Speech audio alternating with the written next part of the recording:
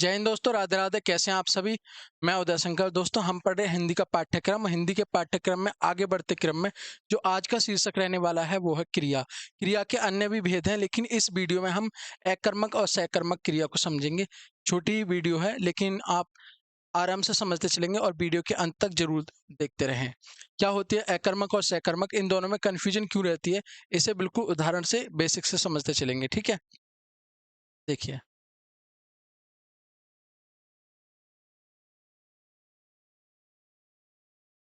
देखिए, पहले ये समझिए कि कर्म की, एक सेकेंड।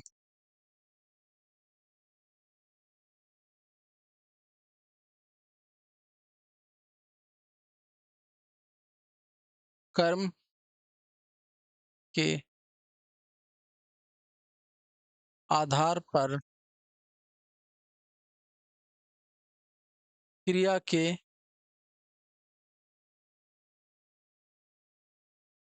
भेद। देखिए, कर्म के आधार पर क्रिया के भेद देखेंगे, और कर्म के आधार पर जो क्रिया के भेद होते हैं वो दो होते हैं। कौन कौन से?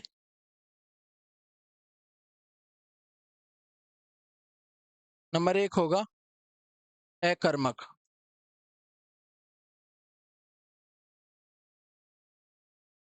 और नंबर दो होता है सकर्मक।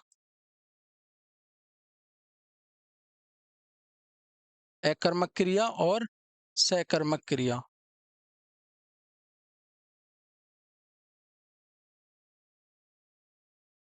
ये किसके आधार पर देख रहे हैं हम? कर्म के आधार पर या रचना के आधार पर। आप यहाँ पे लिख सकते हैं रचना।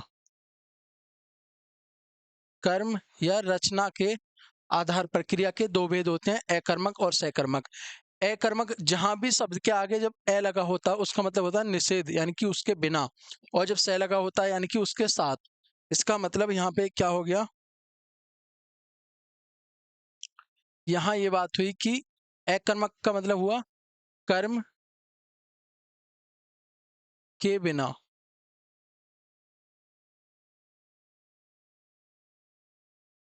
और सकर्मक का मतलब हो गया कर्म के साथ। कर्म के साथ। अब अगर आप इन्हीं दोनों शब्दों को ध्यान से समझ लें तो पूरा क्रिया का जो है अकर्मक और सकर्मक यहीं से कंप्लीट हो जाता है। कि हमने समझा कि अकर्मक का मतलब जब कर्म के बिना बात होगी, यानी जब वाक्य में कर्म नहीं दिया गया होगा उसे कहेंगे हम अकर्मक क्रिया। और जब बात सकर्मक की होगी तो उसे कहते हैं कर्म के साथ, यानी कि कर्म दिया गया होगा वाक्य में। तो ये दोनों बात इसके संदर्भ में हो गई।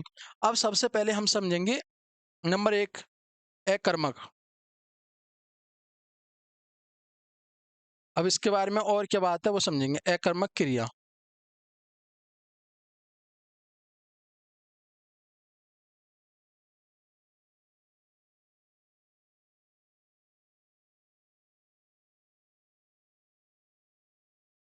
अकर्मक क्रिया क्या होती है ये समझिए। अब आप इसमें जो महत्वपूर्ण पॉइंट हैं उन्हें देखते चलिए। अकर्मक, सबसे पहले तो ये होगा कि इस प्रकार के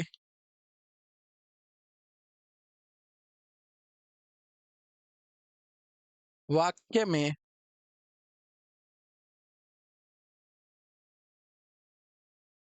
कर्म नहीं होता।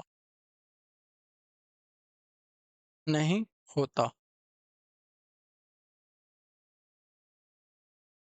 नहीं होता। एक बात तो ये होगी। दूसरी बात आप इसमें ये करके लिखेंगे, क्रिया का फल। क्रिया का फल किस पर पड़ेगा? जब कर्म ही नहीं होगा तो कर्ता पर पड़ेगा। क्रिया का फल कर्ता पर पड़ेगा।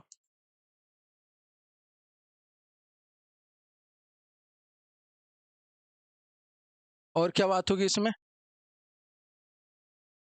क्रिया का फल कर्ता पर पड़ेगा, और ये अकर्मक होगी। और यही बात है इसके संदर्भ में। जो आगे होगी वो उदाहरण समझ जाएंगे। अब नंबर दो समझिए। पहले इसके एग्जाम्पल देखिए, जैसे जैसे अकर्मक, राम पढ़ता है, पढ़ता है। अब आप यहाँ पे ध्यान दीजिए एक बार, हमने बोला राम पढ़ता है, और एक पॉइंट आप इसमें ये लिख सकते हैं कि यहाँ पे लिख दूं मैं, क्या लगाने पर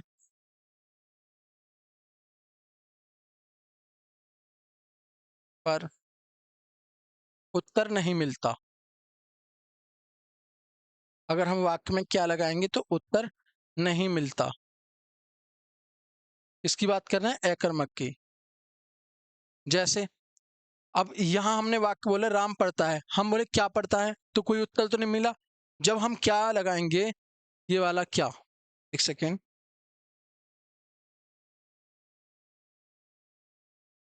देखिए जब हम क्या लगाएंगे वाक्य में, यहाँ पे हम बोले राम पढ़ता है, क्या पढ़ता है, तो कोई उत्तर तो मिला नहीं, और जब क्या लगाने पे कोई उत्तर नहीं मिलता तो वो होगी अकर्मक।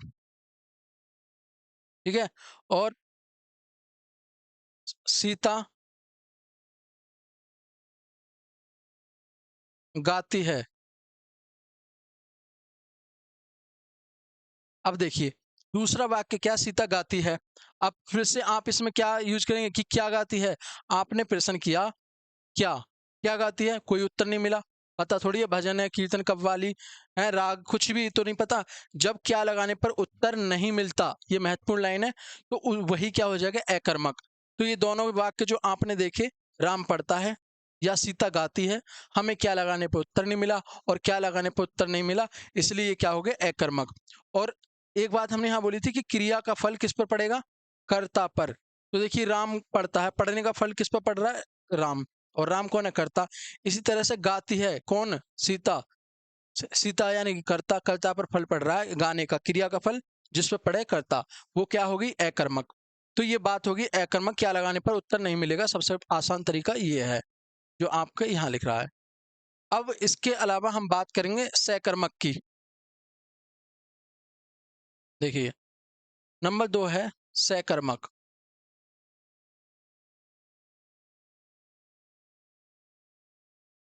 सकर्मक क्रिया,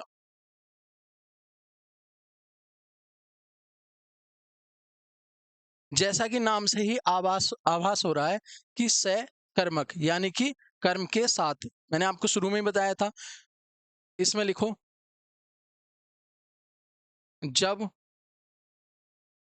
क्रिया के साथ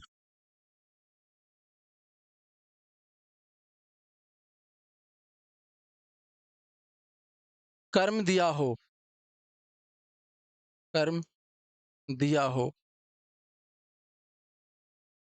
नंबर एक बात होगी। दूसरी बात, क्रिया का फल, फल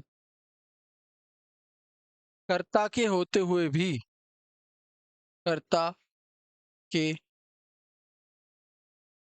होते हुए भी किस पर पड़ेगा, कर्म पर पड़ेगा, पर पड़ेगा। दूसरी बात, नंबर 3 इसमें लिख सकते हैं, वाक्य में कर्म की प्रधानता होती है। किसकी प्रधानता, कर्म की, कर्म की प्रधानता, प्रधानता मतलब मुख्य भूमिका, प्रधानता होती है किसकी, कर्म की। 3 बात। आगे लिख सकते हैं, वाक्य में क्या लगाने पर, क्या लगाने पर उत्तर मिल जाता है,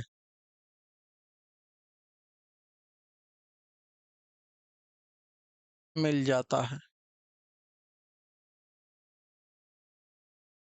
तो ये सारी की सारी किसके बारे में बात होगी, देखिए सहकर्मक।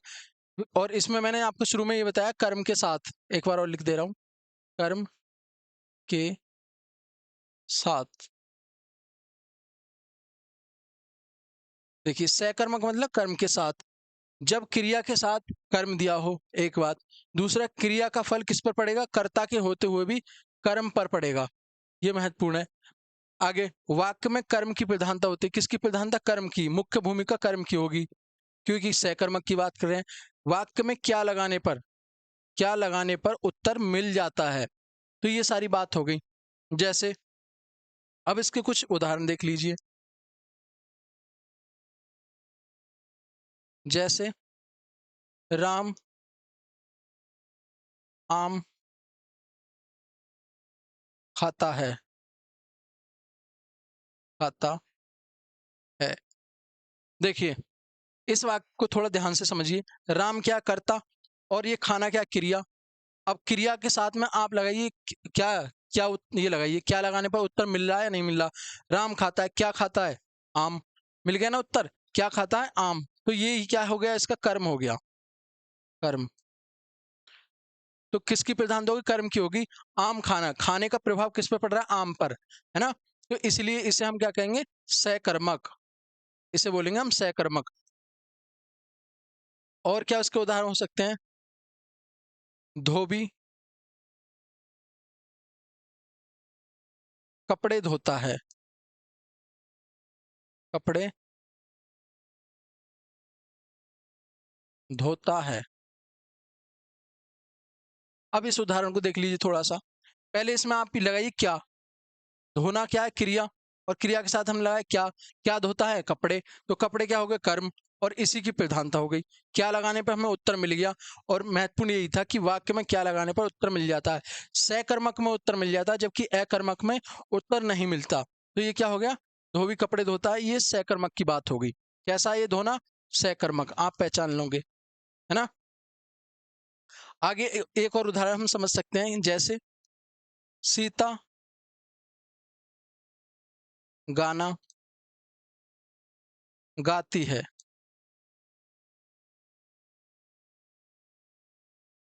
देखिए यहाँ पे पहले जब हमने अकर्मक में यही उदाहरण बताया था, वहां हमने बोला था सीता गाती है, और हमने पूछा था कि क्या गाती है, तो हमें उत्तर नहीं मिला था, वो अकर्मक की बात थी। लेकिन जब हम सकर्मक में बात कर रहे हैं तो हमने बोला सकर्मक यानी कर्म होगा। और कर्म क्या है? सीता गाती है। क्या गाती है? क्या लगाने पर उत्तर मिल गया? गाना गाती है ना। कर्म मौजूद है ना, ये गाना जो है यही कर्म है। और जब कर्म मौजूद होता है, कर्म साथ होता है, उसी को क्या कहते हैं हम? सकर्मक क्रिया। समझ गए। मैं उम्मीद करता हूँ आप सकर्मक और अकर्मक के उदाहरणों को भी और इसके बारे में जो बेसिक सी बात थी वो भी समझ गए होंगे। तो आज की इस वीडियो में इतना ही था सकर्मक और अकर्मक के बारे में। अब इसके बारे में जो आगे की क्रिया के प्रकार हैं उन्हें भी हम नेक्स्ट वीडियो में समझेंगे। फिलहाल की वीडियो में इतना ही था। आपके लिए वीडियो कैसी लगी? अगर कोई संदेह है और अगर आपको अच्छी लगी है तो लाइक जरूर करें, कमेंट करें और अपने दोस्तों में भी जरूर शेयर करें।